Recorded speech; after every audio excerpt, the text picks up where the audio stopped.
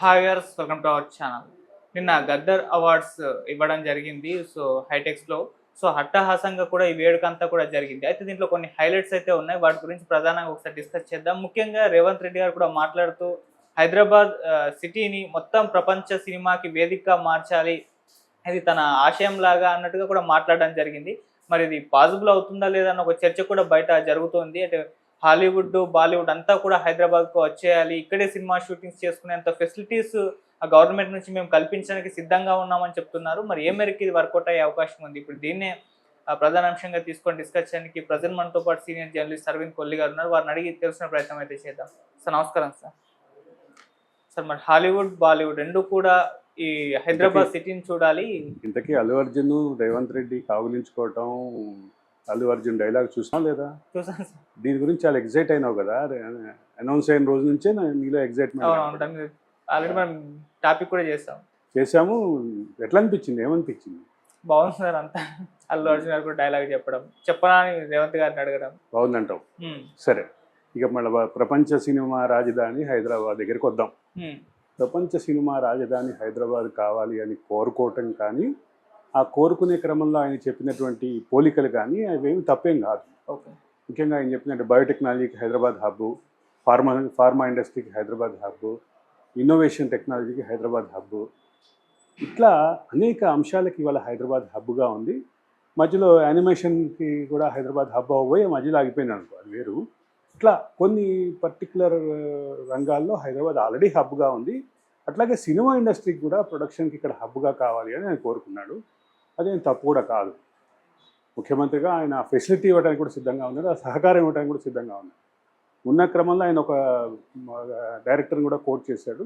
ఆ డైరెక్టర్ ఆయనకు సంబంధించినటువంటి వ్యవహారంలో ఆయన తీసినటువంటి సినిమా ఒక పాన్ ఇండియా మూవీ ఎట్లయింది, ఒకటి కాదు, good number of movies pan India movies ఎట్లయినాయి. ఆ పాన్ ఇండియా మూవీస్ అవ్వడానికి వాళ్ళకి కావాల్సినటువంటి టెక్నాలజీ కానీ, ప్రొడక్షన్ కానీ, మార్కెటింగ్ కానీ, వీటన్నిటిని మించిన మైండ్ మేనేజ్మెంట్ కానీ, వీటన్నిటిలోనూ ఆ సినిమా సక్సెస్ అయింది. కాబట్టి ఇవన్నీ అంటే డైరెక్ట్గా ఈ పదాలు చెప్పకపోయినప్పటికీ వీటిని కోట్ చేస్తూ మాట్లాడినటువంటి ముఖ్యమంత్రి. ముఖ్యమంత్రి మాట్లాడిన సందర్భంలో చాలా స్పష్టంగా చెప్పింది ఏంటి, ప్రభుత్వం నుంచి ఏం కావాలో చెప్పండి, ఇస్తాం. ఈ మాట అంటే నాకు గత ప్రభుత్వం చేసినటువంటి ఒక హంగామా గుర్తొచ్చింది. రాచకొండలో ఫిలిం సిటీ కడతాం, రామోజీ ఫిలిం సిటీకి పోటీగా కడతామని చెప్పినటువంటి గత ప్రభుత్వం కనీసం అక్కడ పునాదిరాలు కూడా వెళ్ళాయి.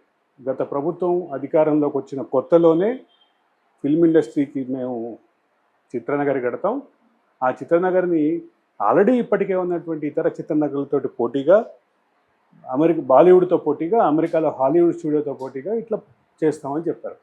కానీ ఆచరణలో జరిగింది ఏంటి, ఎక్కడా ఎటువంటి ఇది లేదు. అదే సందర్భంలో గత ప్రభుత్వం విస్మరించినటువంటి అవార్డుని వీళ్ళు ఇచ్చారు. ఇంతవరకు ఒక పాజిటివ్ ఫ్యాక్టరీ. కానీ ఈ ప్రొడక్షన్కి సంబంధించినటువంటి, టెక్నాలజీకి సంబంధించినటువంటి, దీనికి సంబంధించినటువంటి అన్నిటిని డెవలప్ చేయండి, మేము ప్రభుత్వం నుంచి అన్ని రకాల సహకారాలు ఇస్తామన్నాం. ఇంతవరకు క్లియర్. ఆచరణలో ఏం చేయాలి, ఏం టేకప్ చేయాలి, ప్రొడక్షన్కి ఎక్కడ, అప్పుడు మన దగ్గర ఉన్నటువంటి స్టూడియోలు ఏవైతే ఉన్నాయో, గతంలో ప్రభుత్వాలు భూములు కేటాయించి గతంలో అనేక ఇన్సెంటివ్స్ ఇచ్చి నేపథ్యంలో తెలుగు ఫిల్మ్ ఇండస్ట్రీ హైదరాబాద్లో సెటిల్ అయింది. హైదరాబాద్లో సెటిల్ అయినటువంటి ఫిల్మ్ ఇండస్ట్రీని వచ్చేటటువంటి అవుట్కము, వీటికి సంబంధించినటువంటి అంచనాలు, వీటికి సంబంధించినటువంటి వాస్తవాలు, వీటన్నిటిని ఒకసారి చూసుకుంటే జరుగుతున్న లోపం ఎక్కడ అర్థమవుతుంది. తెలుగు ఫిల్మ్ ఇండస్ట్రీకి సంబంధించినటువంటి డిస్ట్రిబ్యూషన్ నెట్వర్క్, ఎగ్జిబిటర్ల నెట్వర్క్ ఖచ్చితంగా విమర్శలు ఎదుర్కొంటుంది. ఇటీవల కాలంలో హరిహర వీరమల్ల కేంద్రంగా జరిగినటువంటి వివాదం, ఎగ్జిబిటర్లు మేము థియేటర్లు మూసేస్తామని చెప్పడం, ఈ వివాదం చూసాం. ఈ వివాదం కనుక రాకుండా, ఇటువంటి పరిస్థితి వివాదం రాకుండా సినిమా ఇండస్ట్రీకి సంబంధించిన వాళ్ళతో కోఆర్డినేట్ చేసుకొని వీటికి సంబంధించిన ఆల్రెడీ జాతీయ స్థాయి, అంతర్జాతీయ స్థాయి థియేటర్లు ఉన్నటువంటి నేపథ్యంలో దాన్ని కలిసి ప్రొడక్షన్కి అయితే తీసుకురావాల్సిన అవసరం అయితే ఉంది. ఆ అవసరాన్ని గుర్తించి జరగటంతో పాటు ఆ అవసరాన్ని కేంద్రంగా మిగతా అంశాలను కూడా ముందుకు తెచ్చేటటువంటి ప్రస్తుతం అయితే ఆ పరిస్థితి ఉంది.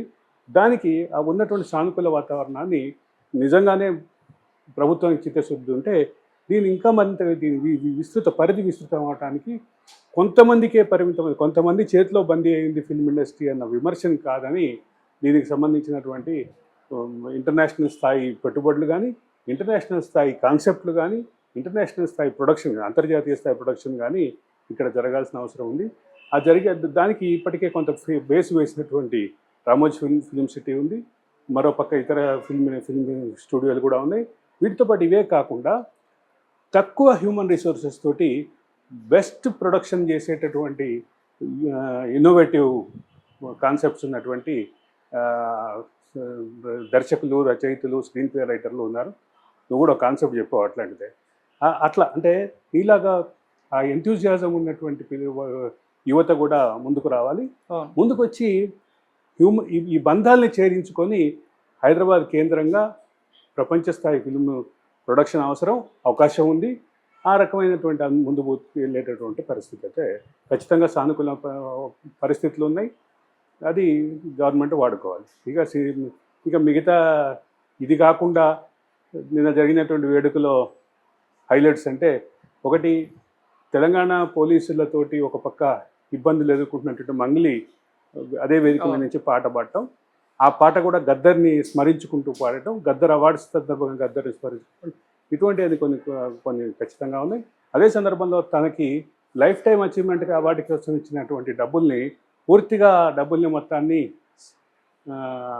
బసవతారకం క్యాన్సర్ ఆసుపత్రికి వాడతానని ఆ క్యాన్సర్ ఆసుపత్రి చైర్మన్ నిన్న అవార్డు గ్రహీత బాలకృష్ణ చెప్పడం, ఇదొక ఖచ్చితంగా సానుకూలమైన అంశమే. అంటే ఆ సందర్భంలో ఆయన కొంచెం బట్టి విక్రమార్క పేరు పలకటానికి తడబడినట్టుగా అనిపించింది. కానీ ఇటువంటి చిన్న అంటే లోపాలు లేకుండా ఈవెంట్ దానికి అర్థం ఉండదు, దానికి అందం కూడా ఉండదు. ఇటువైతే ఖచ్చితంగా ఈవెంట్ అయితే ఒక 13-14 సంవత్సరాల తర్వాత జరిగినటువంటి సినీ అవార్డుల ఫంక్షన్, ఇదొక భారీ ఈవెంట్గానే చెప్పాలి. ఓకే, సో ఇంకొన్ని రోజుల్లో మరి సినిమా ఇండస్ట్రీలో స్టేట్లో హైదరాబాద్లో అంటే కొన్ని మార్పులు అయితే మనం చూడబోతున్నాం అనుకుంటా సార్, మొత్తం సినిమా పరంగా. అంటే సినిమా ఈ బంధాలని ఛేదించుకొని భారీ బడ్జెట్, భారీ ప్రొడక్షన్ కాస్టు, భారీ వీటన్నిటిని కాదని నువ్వు చెప్పినటువంటి కాన్సెప్ట్ లాగా యువ కళాకారులకి, యువ దర్శకులకి, యువ స్క్రీన్ ప్లే రైటర్లకి ఖచ్చితంగా నీలాంటి వాళ్ళకి అవకాశం వస్తే హైదరాబాద్ అయితే ఖచ్చితంగా ఒక టర్నింగ్ పాయింట్ అవుతుంది. హైదరాబాద్ జర్నీలో, హైదరాబాద్ అభివృద్ధి ప్రస్థానంలో ఒక టర్నింగ్ పాయింట్ అయితే అవుతుందని ఖచ్చితంగా చెప్పగలం. తక్కువ బడ్జెట్ తోటి అద్భుతంగా తీసే అవకాశం ఉన్నటువంటి